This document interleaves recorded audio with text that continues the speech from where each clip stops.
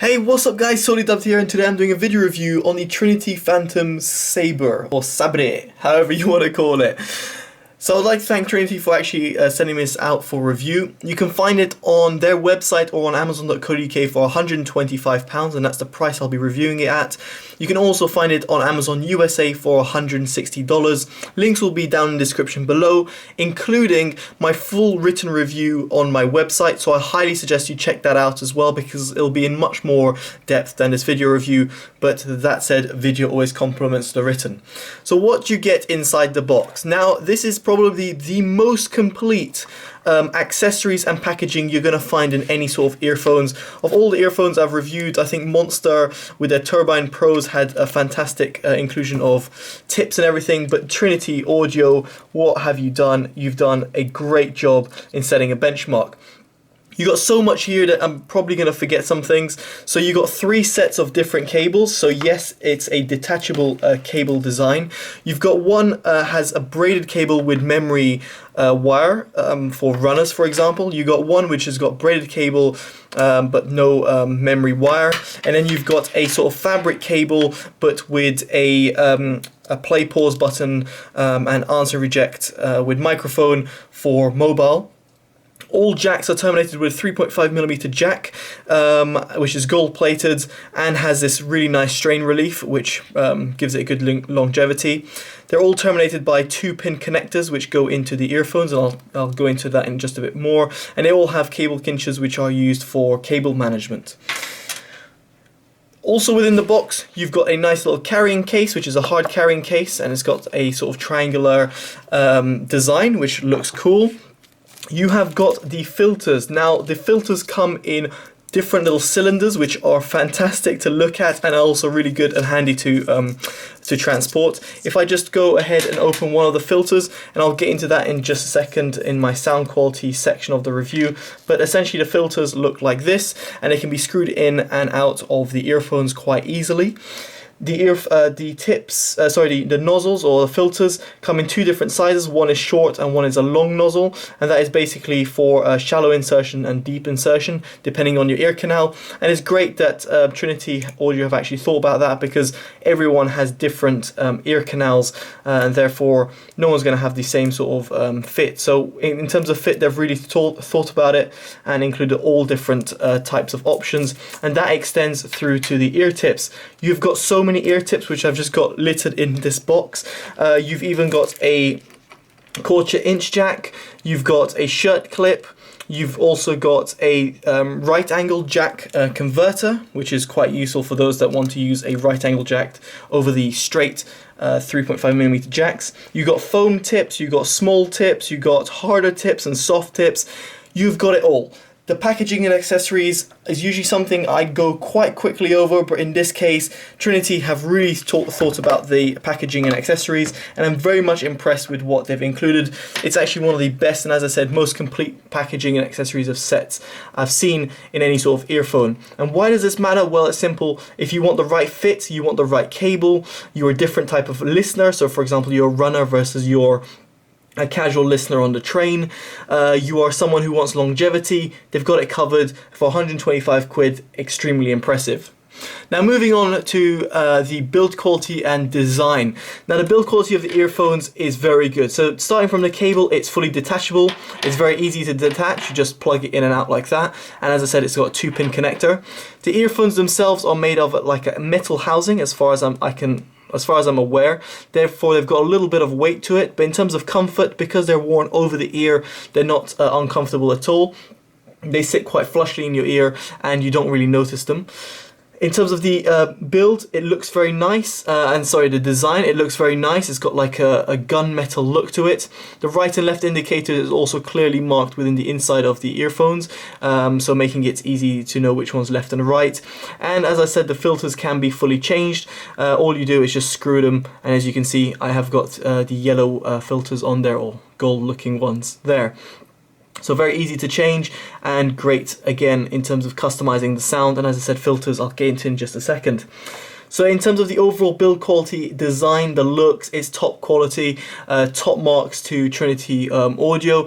I think the only thing that I picked out in my written review, which I'm just quickly trying to look back, is well, one flaw that I noticed with the tips and filters is that there's a little bit of a driver flex. And driver flex comes from you inserting the earphone into your ear and then you hearing like a kind of like a bounce back sort of sound. That comes from the tips being pressed down on the actual nozzle and the housing, and therefore it's the noise of the tip doing kind of this. It's very hard to explain, easier to hear obviously, but that's one flaw I did notice. No matter the tip and no matter the setup I had, it had this sort of problem. So every now and then it would occur and it wasn't always 100% there. So it's just something that I noted and something that you should be aware of. In terms of noise isolation, it's good. It's above average for earphones. Given its size, which is not massive, it doesn't passively block that much noise. But for your daily commutes, it's going to be good. Now, moving on to the sound quality, which is arguably, well, it is the most important part of any sort of audio device. Now, the sound quality was very much intriguing to me because it uses a push-pulse type system for its sound, and therefore just creates a slightly different sound signature over earphones that I'm normally used to. Now, one thing, as I said, is the filters, and that does make a massive difference in terms of sound. Now you've got red, which is enhanced bass. You've got orange, which is a little bit less bassy, but still V-shaped. You've got yellow, which is the ones I've got, which are neutral, but with a little bit of a bass presence.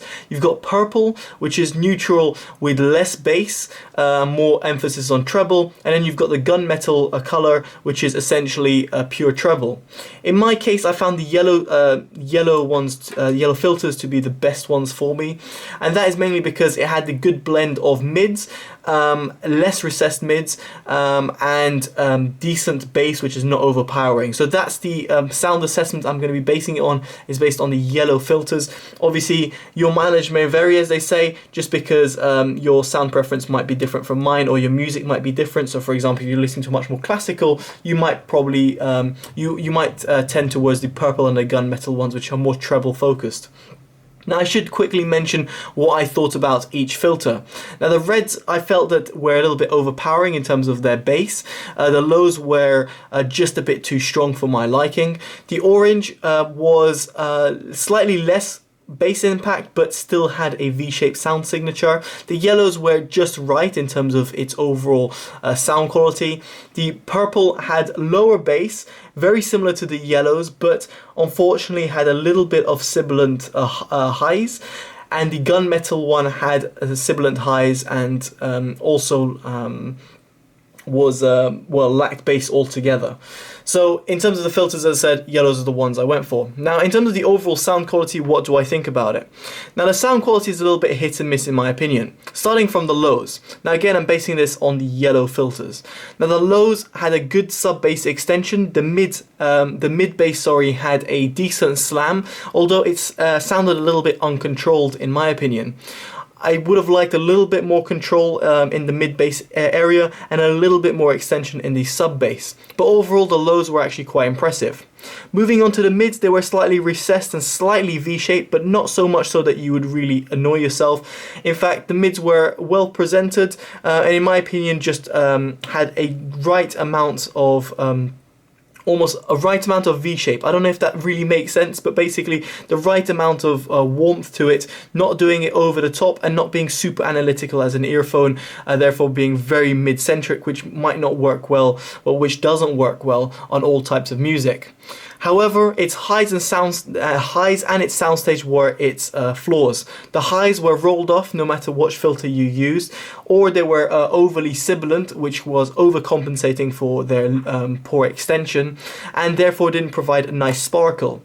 Speaking about sparkle, the soundstage really was its biggest flaw. It was quite narrow and very much shallow. Therefore, you didn't have a good width to the sound, you didn't have quite a good depth to the sound, and on top of that, in terms of the overall sound stage presentation, I just felt the instrument separations could have been just a lot better. So for headphones which are priced £125, I would have expected a lot better soundstage. I was just very much disappointed by the overall soundstage. So unfortunately, despite its lows and mids being actually quite good, especially for its price, its highs and soundstage really let it down. So overall, what do I think about the earphones? Well, the presentation that Trinity have done over here is fantastic. But when you compare it to other earphones, when you're talking about purely sound, like the Dunu Titan ones, which is one go-to earphone I always have, which is about £90 or £80, these earphones just can't keep up with its soundstage. When I put these on versus the Dunus, I noticed something was lacking there, and that was from the soundstage and the highs that were lacking.